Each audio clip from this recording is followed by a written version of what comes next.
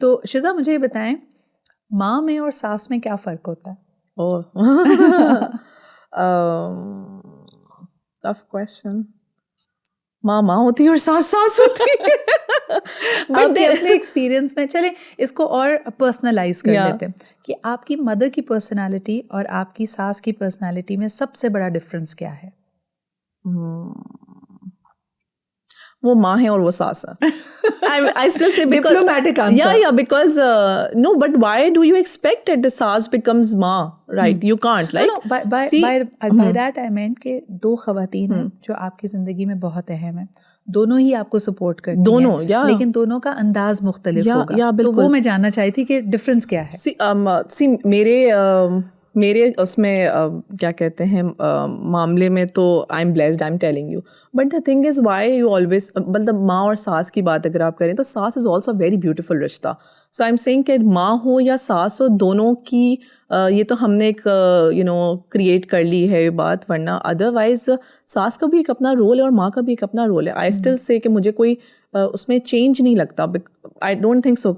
हाँ, एक चेंज ये है कि मैं अपनी माँ से किसी भी तरीके से बात कर सकती हूँ, राइट. मैं उनसे रूठ भी सकती हूँ, मैं उनसे नाराज़ भी हो सकती हूँ, और मुझे पता है उसके बावजूद वो मुझसे जो है उतना ही प्यार करेंगी या उतनी ही रिस्पेक्टफुली बिहेव करेंगी. ये कहना सही होगा कि बेतकल्लुफी माँ से ज़्यादा है, लिहाज थोड़ा सा ज़्यादा सास की तरफ ज़्यादा. सी हर रिश्ते की एक अपनी इम्पोर्टेंस होती है, तो आपको उसी तरीके से बिहेव करना होता है ना.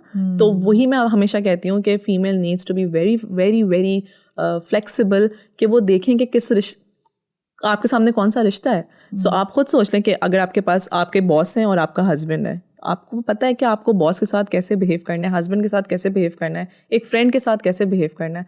सो वेदर इट्स सास वेदर इट्स माँ, दोनों बहुत ही ब्यूटीफुल रिलेशनशिप है.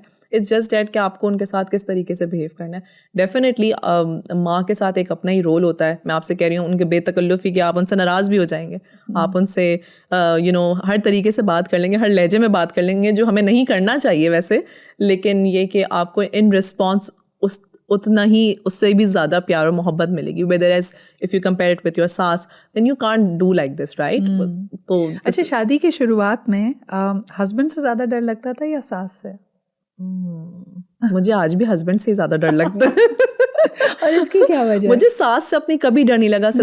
लिटरली इट्स अब मेरी इट्स 13 years माशाल्लाह नाउ, बट मुझे अपनी सास से कभी डर नहीं लगा. मेरा उनके साथ रिलेशनशिप एक बहुत ही अच्छा रिलेशनशिप है. It's because yes, give and take. उन्होंने मेरे लिए बहुत किया है और मैं उनके लिए उतना ही उससे ज़्यादा मोहब्बत करती हूँ.